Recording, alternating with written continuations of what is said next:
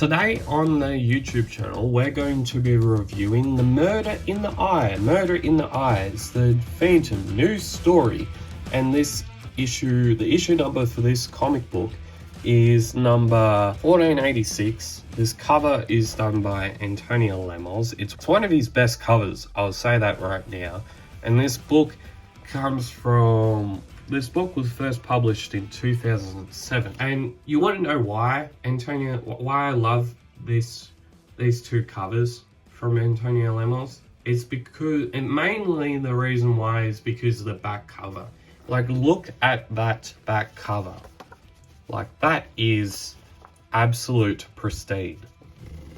Like, you've got Mr. Walker there. You got the snow, you've got the big Statue of Liberty, and it's just so damn good. From the colors to it being a painted cover, it's very, very beautiful. So let's get into the story. I hope you enjoy it, because this story, it's modern. It is modern. This story was published by Jim Shepard, and this, you could say, is a Jim Shepard publication day. Back when I used to do this, back when I started this thing where I said Jim Shepard publication day, let's get into it. So this story involves a lot. This story is themed as a Christmas story, but it's not the Christmas story you think it actually is. So at the start of this story, the Phantom is on a plane. He's coming into New York City, and Diana Palmer is out with her mother and like relatives, pretty much, and her kids. And so the story doesn't. I quite like how these type of stories start. Like, they start with like a short apology, and then they get into the story. And the story is The Murder in the Eyes. It was wrote by Tony DePaul, and the art was done by the legendary Kari Lepperton. It was published in 2007 by Few Publications, and was first published Semic/Egmont in Scandinavian number 25 in 1994. This story has a Phantom in it. Oh, obviously, Brad, it has a Phantom in it. Who would have known? So Diana is out and about. She's worried that the Phantom, or the Mr. Walker, I should say, won't be there on time in Christmas. Won't be there in time in Christmas because the kids are expecting their father to be there. And Diana is worrying. And she's worried, and she's out and about. She's finalizing all the Christmas things that you normally do. And normally around Christmas, because it's a bit hectic, gets really hectic when you have people coming over and staying. And you're trying to get all these food done and all that sort of stuff. From my experience, the days before Christmas can be a little bit hectic. The day of Christmas, to do with food preparation and whatnot, can be hectic to a sense, but it's good because you have family around. And I like to think that Christmas is one of those days where you're always seeing someone from your family, and you're all gathered around. So it's like a social aspect. I like the social aspect. And then the day after, in Australia, the day after Christmas is Boxing Day. So the Boxing Day test is on. So how good's the Boxing Day test if you're a cricket fan? So back to the story, anyways. Detour averted. This guy, the Phantom, Mr. Walker, says, "You've finished." Because this guy must have been talking on the phone for a good while, and there's all these people standing behind him, and they want to talk as well. And he's been fairly, taking up all the time, pretty much. And Mr. Walker says, "You're finished your chat now. Hand over the blower." "What did you say, love?" No. I've got all day." "No, you haven't." And he squeezes his nose very, very harshly. I'd be on the phone, you jerk. Bleat go, by nose. Help. Say Merry Christmas, kind sir. Merry Christmas, kind sir. Cleaned. Clap, clap, clap. No messages, so I'll record a new message just for him, in case he rings. Bleep, bleep, bleep, bleep. Darling, if you have already landed and have this hear this message, don't drive out to Westchester. We are in town. Meet us in southeast corner of Central Park at 3 o'clock. And the Phantom, on one of the many times that he really, really wants to just relax, he just can't relax. He sees something in the paper and he says, oh, there's a Santa Claus murderer strikes again. So, in the next page and a half, we see the murderer. We see the Santa Claus murderer. And then there's this guy, Mr. Walker, jumps over a incoming car, which happens to be Diana Palmer's car that she's driving, but they don't initially realize it. The Phantom is on the tracks of this Santa Claus murderer. He comes into a Santa Claus tent filled with Santa Clauses,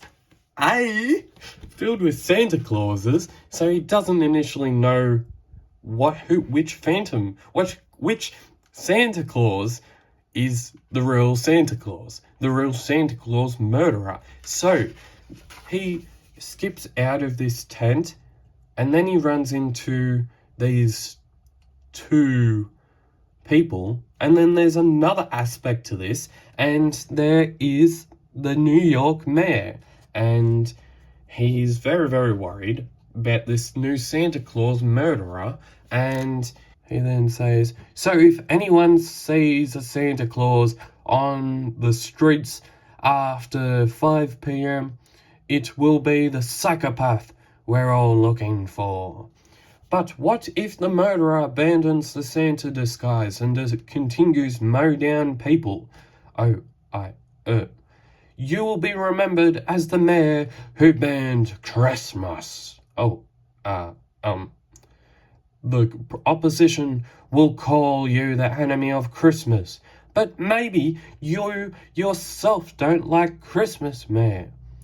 What will your own children think of a father who ruins the Christmas spirit? Well, of course, I don't know what to say right now. I am retreating to the comfort of my own home. And then he says, can we expect similar measures at Easter? Thanksgiving? That's enough now. I don't know what to say, but that's enough now. So Diana is still getting worried. She's getting worried because she doesn't know if the Phantom's actually going to turn up, that Mr. Walker's actually going to turn up. Because the kids know that their father is coming, but they don't know the full extent of where he's at currently because they're getting worried that their father won't turn up for Christmas, which is sad. In the Santa Claus tent in Central Park, a new job for the Phantom too. Walker, you're going to be a great Santa Claus, mark my words. But Santas don't wear dark glasses, so this Santa does. And then a self-entitled, you know what I'm going to say after that, hopefully not, self-entitled person comes up to a Santa. He says, I am not putting a cent in your pot. Are you going to shoot me then? Are you the Santa Claus murderer? You could catch a cold wearing so little clothes, sir. And you could catch a bug. A big fat punch on the nose, you old boozer. Why they use old no hopers to play Santa, I'll never understand. Stop it now, Charlie. Get out of here, you miserable wretch. On the double. Is everything all right, miss? And later, a coffee break in the Santa's tent. This is Walker. He's a bit of a mystery man and won't take off his sun specs. He's definitely recently been to Sun. He definitely has been to Specsavers recently. But apart from that, he's okay. Haven't I seen you two somewhere before? Well, we look a bit alike, Buckwheat and Alfalfa in the old TV series. So call me Buck and him Al. But if you smile, you'll be wearing it. I'm not going to smile. Nice meeting you, Walker. Happens to be that one of the first people the Phantom meets has a big role in this story. How else could I have said it? Full of surprises. Gone. He sees the Santa Claus. He's full of surprises, and he's gone. Buck was right. Al really does disappear, like a ghost. A ghost who transforms humans made of flesh and blood into ghosts. A ghost with a confused mind, who has one grim, unpromised mission in life. Shots close by. Blam, blam, blam. The sound hits the Phantom also almost like a fist in reality. He knows who has pulled the trigger. He goes and tries and finds him. The guy is in a forklift, and the Phantom, he's hurrying to try and find him. He says to another guy, "Hey, I have a proposition. You can't refuse, jerk." "Well, discuss it later. Right now, I'm in a bit of a hurry." He's in a hurry to try and find Alfalfa. He finds Alfalfa. "You must remember me, Walker." "Why don't you return to us in the tent?" "It's a bit early to stop playing Santa Claus. We've one more day left before Christmas Eve." "Christmas Eve, Walker? That's a horrible, nasty time." "Horrible, Al, why?" "Because it hurts people, Walker. But I have sorted it out now. Sorted out everything for good." And it says, "What have you sorted out, Al? Tell me. You can trust me." "I've arranged it so Santa can't have what he wants anymore. Now everyone will get to know that Santa is evil, that he harms people." "Did Santa do something horrible to you, Al? Tell me, Al. Tell me what you have arranged." "I've already told you. I arranged it so that no one will ever like Santa Claus again. Everyone in New York City, everyone in New York will learn what I myself have learnt. There is a coach that has a Santa Claus and his reindeer on. It's going through the center of town. It's going through Central Park. There's a guy who goes onto that sleigh. He takes Santa off the sleigh. He bumps him off, and now the police are after him. Mr. Walker, the police don't exactly know why there is a guy on it, why he's controlling the sleigh. He's taken it in a different direction. What a sensational start to Christmas this year. What's he up to?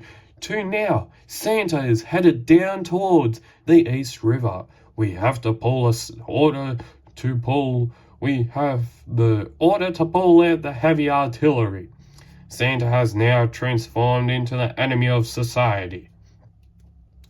We're reaching the finale, dear viewers, when Santa in his sleigh takes off into the sky. And there he goes. Yes, viewers, both young and old, I don't think I'm exaggerating when I say this. That wasn't the dear old Father Christmas we all know and love. Karum, barum. And after that, he says to Al, I'll take care of this for you at the time being. Yes. What is it, Owl? Well, Walker, Merry Christmas. And he happens to come home, and the kids say, Yippee! Santa Claus! Peace be with you this Christmas Eve. Do you think I'll find any good children here? Yes, Santa, but you can keep all the presents and give them to other children instead. All we want is our own father to be here with us tonight. And it so happens that he is there, and that is quite a good ending by Tony Dipple. One of his best. A really good story, would you believe? It has its twists and turns. It's very, very unconventional. It's about Christmas, but not in the way you'd think it'd be about Christmas, because there's a Santa and he's murdering people. Very unconventional. But good story, very good story.